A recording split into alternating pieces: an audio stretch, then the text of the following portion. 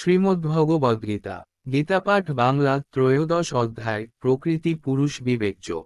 এখানে গীতাপাঠ বাংলা ত্রয়োদশ অধ্যায় প্রকৃতি পুরুষ বিবেকযোগ নিয়ে আলোচনা করা হয়েছে। গীতার এই অধ্যায়ে ভগবান শ্রীকৃষ্ণ অর্জুনকে প্রকৃতি পুরুষ বিবেকযোগের বিষয়ে অবগত করিয়েছেন।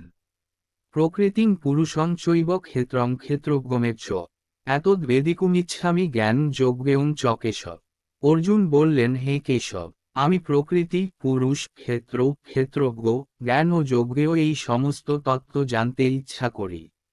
পরমেশ্বর ভগবান বললেন, হে কুন্তেয়, এই শরীর ক্ষেত্র নামে অভিহিত এবং যিনি এই শরীরকে জানেন তাকে ক্ষেত্রজ্ঞ বলা হয়। হে ভারত, আমাকেই সমস্ত ক্ষেত্রের ক্ষেত্রজ্ঞ বলে জানবে এবং ক্ষেত্র ও ক্ষেত্রজ্ঞ সম্বন্ধে যে জ্ঞান, সেই জ্ঞানই আমার অভিমত। সেই ক্ষেত্র কি, তার কি প্রকার, তার বিকার কি, তা কার থেকে উৎপন্ন হয়েছে, সেই ক্ষেত্রজ্ঞের স্বরূপ কি এবং তার প্রভাব কি, সেই সব সংক্ষেপে আমার কাছে শ্রবণ কর। এই ক্ষেত্র ও ক্ষেত্রজ্ঞের জ্ঞান ঋষিগণ কর্তৃক বিবিধ বেদবাক্যের দ্বারা পৃথক পৃথকভাবে বর্ণিত হয়েছে। বেদান্ত সূত্রে তা বিশেষভাবে যুক্তিযুক্ত সিদ্ধান্ত সহকারে বর্ণিত হয়েছে। পঞ্চ মহাভূত, অহংকার, বুদ্ধি, অব্যক্ত, 10 ইন্দ্রিয় ও মন, ইন্দ্রিয়ের 5টি বিষয়, ইচ্ছা, দেশ, সুখ, দুঃখ, সংঘাত অর্থাৎ পঞ্চ মহাভূতের পরিণামরূপ দেহ, চেতনা ও ধৃতি, এই সমস্ত বিকারযুক্ত ক্ষেত্র সংক্ষেপে বর্ণিত হল। অমানিত্ব, দম্ভশূন্যতা, অহিংসা, সহিষ্ণুতা, সরলতা, সদ্গুরুর সেবা, শৌচ, শৌর্য, আত্মসংযম, ইন্দ্রিয় বিষয়ে বৈরাগ্য, অহংকার শূন্যতা, জন্ম মৃত্যু জরা ব্যাধি দুঃখ আদির দোষ দর্শন, স্ত্রী পুত্রাদিতে আসক্তি শূন্যতা, স্ত্রী পুত্রাদির সুখ দুঃখে ঔদাসীন্য, সর্বদা সমচিত্তত্ব, আমার প্রতি অনন্যা ও অব্যভিচারিণী ভক্তি, নির্জন স্থান প্রিয়তা, জনাকীর্ণ স্থানে অরুচি, অধ্যাত্ম জ্ঞানে নিত্যত্ববুদ্ধি এবং তত্ত্বজ্ঞানের প্রয়োজন অনুসন্ধান, এই সমস্ত জ্ঞান বলে কথিত হয় এবং এর বিপরীত যা কিছু তা সবই অজ্ঞান।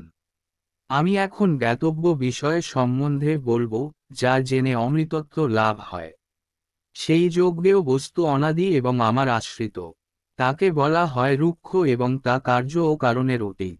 তার হস্ত, পদ, চক্ষু, মস্তক ও মুখ সর্বত্রই এবং তিনি সর্বত্রই কর্ণযুক্ত। জগতে সব কিছুকেই পরিব্যাপ্ত করে তিনি বিরাজমান। সেই পরমাত্মা সমস্ত ইন্দ্রিয়ের প্রকাশক, তবুও তিনি সমস্ত ইন্দ্রিয় বিবর্জিত। যদিও তিনি সকলের পালক, তবুও তিনি সম্পূর্ণ অনাসক্ত। তিনি প্রকৃতির গুণের অতীত, তবুও তিনি সমস্ত গুণের ঈশ্বর। সেই পরমতত্ত্ব সমস্ত ভূতের অন্তরে ও বাইরে বর্তমান। তার থেকেই সমস্ত চরাচর, অত্যন্ত সূক্ষ্মতা হেতু তিনি অবিজ্ঞেয়। যদিও তিনি বহু দূরে অবস্থিত, কিন্তু তবুও তিনি সকলের অত্যন্ত নিকটে।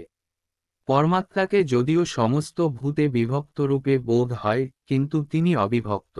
যদিও তিনি সর্বভূতের পালক, তবুও তাকে সংহারকর্তা ও সৃষ্টিকর্তা বলে জানবে। তিনি সমস্ত জ্যোতিষ্কের পরম জ্যোতি। তাকে সমস্ত অন্ধকারের অতীত অব্যক্ত স্বরূপ বলা হয়। তিনিই জ্ঞান, তিনিই যোগ্যেয় এবং তিনিই জ্ঞানগম্য। তিনি সকলের হৃদয়ে অবস্থিত। এভাবেই ক্ষেত্র, জ্ঞান ও যোগ্যেয় এই তিনটি তত্ত্ব সংক্ষেপে বলা হল। আমার ভক্তই কেবল এই সমস্ত বিদিত হয়ে আমার ভাব লাভ করেন। প্রকৃতি ও পুরুষ উভয়ই অনাদি বলে জানবে। তাদের বিকার ও গুণসমূহ প্রকৃতি থেকেই উৎপন্ন বলে জানবে। সমস্ত জড়ীয় কার্য ও কারণের কর্তৃত্ব বিষয়ে প্রকৃতিকে হেতু বলা হয়, তেমনি জড়ীয় সুখ ও দুঃখের ভোগ বিষয়ে জীবকে হেতু বলা হয়। জোড়া প্রকৃতিতে অবস্থিত হয়ে জীব প্রকৃতিজাত গুণসমূহ ভোগ করে। প্রকৃতির গুণের সঙ্গবশতই তার সৎ ও অসৎ যোনিসমূহে জন্ম হয়। এই শরীরে আর একজন পরম পুরুষ রয়েছেন, যিনি হচ্ছেন উপদ্রষ্টা, অনুমন্তা, ভর্তা, ভোক্তা, মহেশ্বর এবং তাকে পরমাত্মাও বলা হয়। যিনি এভাবেই পুরুষকে এবং গুণাদি সহ জড় প্রকৃতিকে অবগত হন, তিনি জড় জগতে বর্তমান হয়েও পুনঃ জন্মগ্রহণ করেন না। কেউ কেউ পরমাত্মাকে অন্তরে ধ্যানের দ্বারা দর্শন করেন, কেউ সাংখ্য যোগের দ্বারা দর্শন করেন এবং অন্যেরা কর্মযোগের দ্বারা দর্শন করেন। অন্য কেউ কেউ এভাবেই না জেনে অন্যদের কাছ থেকে শ্রবণ করে উপাসনা করেন। তারাও শ্রবণ পরায়ণ হয়ে মৃত্যুময় সংসার অতিক্রম করেন। হে ভারত শ্রেষ্ঠ, স্থাবর ও জঙ্গম যা কিছু অস্তিত্ব আছে, তা সবই ক্ষেত্র ও ক্ষেত্রজ্ঞের সংযোগ থেকে উৎপন্ন হয়েছে বলে জানবে। যিনি সর্বভূতে সমানভাবে অবস্থিত বিনাশশীল দেহের মধ্যেও অবিনাশী পরমাত্মাকে দর্শন করেন, তিনিই যথার্থ দর্শন করেন।